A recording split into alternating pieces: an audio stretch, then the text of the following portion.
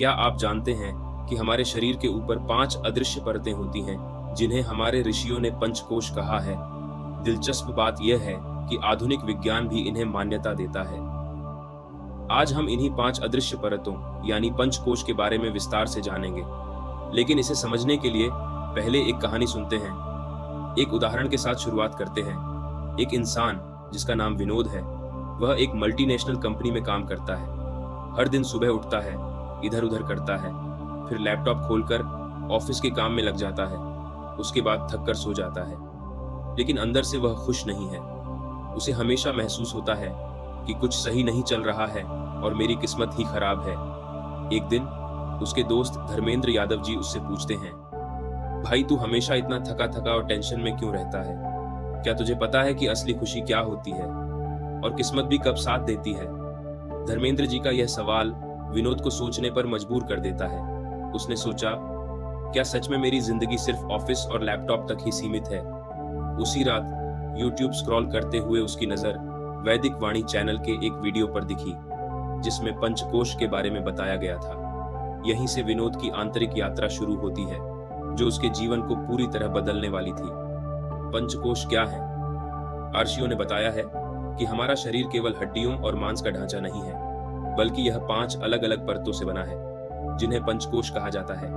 ये 5 कोश इस प्रकार हैं। सबसे पहला कोश है अन्नमय कोश, जिसे हम फिजिकल लेयर भी कहते हैं। उसके बाद आता है प्राणमय कोश, जिसे एनर्जी लेयर से भी जाना जाता है। फिर आता है मनोमय कोश यानी मेंटल लेयर, चौथा है विज्ञानमय कोश या विजडम लेयर, और पांचवा और अंतिम है आनंदमय कोश, जो विज्ञान में ब्लिस लेयर के नाम से जाना जाता है, और आनंद इसी कोश में है। लेकिन इस आनंदमय कोश तक पहुंचा कैसे जाए? तो इसके लिए अब इन 5 कोशों को एक एक करके समझते हैं। अन्नमय कोश यानी फिजिकल बॉडी, जो कि शरीर का आधार है, यह अच्छा खाने पीने यानी या बैलेंस्ड डाइट से बनता है। वेदों में कहा गया है, यथा अन्नम तथा मनः, यानी जैसा भोजन होगा वैसा ही शरीर और मन बनेगा। विज्ञान भी कहता है कि 70% बीमारियां गलत खान-पान की वजह से होती हैं।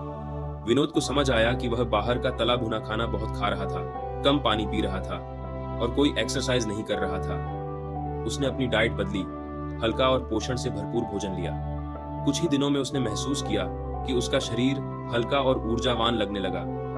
अगला कोश है प्राणमय कोश यानी एनर्जी लेयर। ये शरीर की ऊर्जा से जुड़ा होता है। सांस लेना, चलना फिरना और रोजमर्रा की एक्टिविटी के लिए ऊर्जा जरूरी होती है। विनोद को एहसास हुआ कि सिर्फ अच्छा खाना खाने से सब कुछ ठीक नहीं हो सकता, क्योंकि उसके शरीर में ऊर्जा की कमी थी।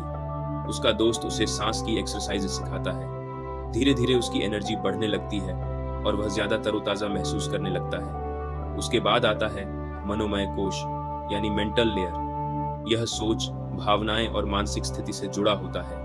भगवत गीता में कहा गया है, मन ही मनुष्य का मित्र है और मन ही मनुष्य का शत्रु। विनोद का मन हमेशा चिंताओं और नेगेटिविटी से भरा रहता था, जिससे उसकी ऊर्जा भी कम हो जाती थी। उसने मेडिटेशन करना शुरू किया और धीरे धीरे उसकी मानसिक स्थिति में सुधार आने लगा।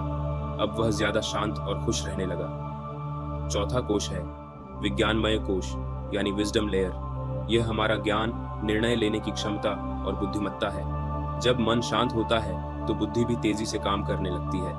अगर यह कमजोर हो जाए तो हम गलत फैसले लेने लगते हैं और जिंदगी में उलझ जाते हैं। ऋषि मुनियों ने कहा है, सत्य की खोज ही असली ज्ञान है। विज्ञान भी यही कहता है कि जब हम लॉजिक और इंट्यूशन को बैलेंस करना सीख जाते हैं, तभी हम सही निर्णय ले सकते हैं। विनोद पहले बिना सोचे समझे निर्णय लेता था, जिससे उसे परेशानी होती थी। अब उसने सेल्फ स्टडी और सत्संग से ज्ञान अर्जित करना शुरू किया। रूम से बाहर निकलकर दुनिया को देखकर कुछ नया ज्ञान लेने की कोशिश की, जिससे उसकी सोचने समझने की क्षमता बढ़ी। इसी के साथ वह 5वें यानी आनंदमय कोश में चला गया, जो कि सच्ची खुशी का स्रोत है। यह ब्लिस लेयर है, जहां असली आनंद और शांति का अनुभव होता है। यही वह अवस्था है जहां व्यक्ति को आत्मिक सुख की प्राप्ति होती है। यदि आत्मिक खुश है तो किस्मत भी साथ देती है।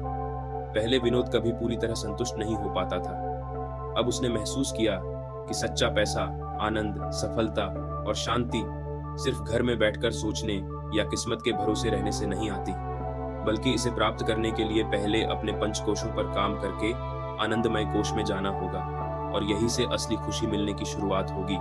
और किस्मत के दरवाजे खुलेंगे।